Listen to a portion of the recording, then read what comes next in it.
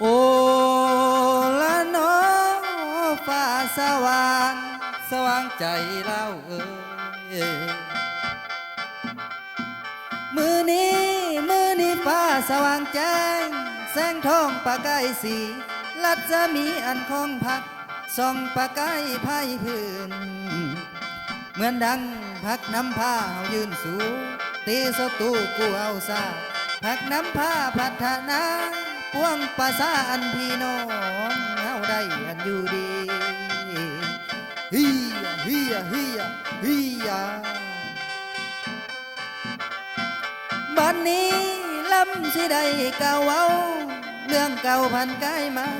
พวงภาษาสนลางได้ถึงมันมาทำงานตั้งแต่เนื้อจนถึงไตเหมือนกันทั่วทุกบอนภาษาลาวอันเดือดหอนนอนได้บ่อิ่มตาฮียฮียฮียฮียตั้งแต่ปี1893จนถึงปี54นั้นพวกฝรั่งยืดห้องเราเขาข่มเหงประชาชนให้ทุกจนเป็นคนให้ลาวรวมใจกันสิ่งสู่ตีศัตรูพวกฝรั่งยอมมอบเอกราชแท้วางให้อันแก่ลาวฮียฮียฮียฮียแต่ว่าในระหว่างนั้นจักรพรรดิอเมริกาโดดเข้ามาแผ่นดินลาวก็สงครามอันไว้วุ่นเอาสมุนมาตีปุ่นจำนวนพลตั้งหลายหมื่นกองทัพลาวทั้งภาษาสนลาวเฮาได้ยืนนันต่อสู้ตีต้านพวกหมู่มารฮียฮียฮียฮียมันนั้นมีกำลังเรือล้นทั้งอาวุธทันสมัยมียนต์ยานเครื่องบินลมปราบปรามภาษาเสือบรรทบเนื้อจนถึงไต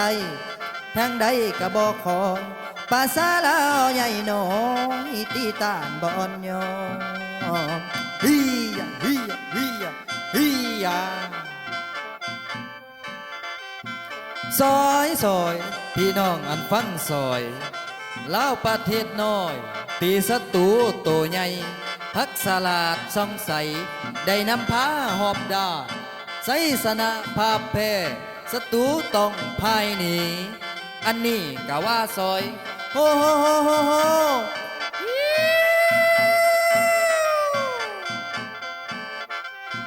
เส้นว่าบ้านลบทางสวรรค์นี้คือลำสน719เขาดุมทุกกำลังพลใส่รถตั้งและยานยนต์พวกมันพากันคนปืนใหญ่ทั้งปืนน้อยฝูงเรือบินที่มันใส่ก็เลยป้านหมู่แมงเมาตามสายทางอันเล็กเก่าพวกเขามีอันบ่ให้ยังฮียฮียฮียฮียจนว่าปี1975ได้ปลดปล่อยทั่วแดนลาวเป็นสาธารณรัฐประชาธิปไตยประชาชนนอลาวตังสนุกกินสนุกสางเมืองลาวสมัยใหม่ตั้งแต่เนื้อตลอดไตเฮาได้อยู่สบายฮียฮียฮียฮียเดี๋ยวนี้พักน้ำพาก่อสร้างสังคมพัฒนาการเราพร้อมพากันพาลีเศรษฐกิจนับวันก้าวความสงบพื้นฐานพร้อมการเมืองทะนงแกนสามัคคีอันแนบแน่นเคียงข้างพักภาษา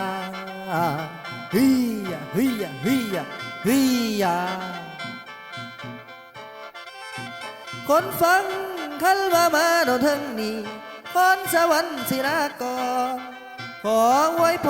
รท่านผู้นำทุกท่านผู้ฟังทุกทั่วหน้าให้ยืนมันคู่สุคนโอละนอ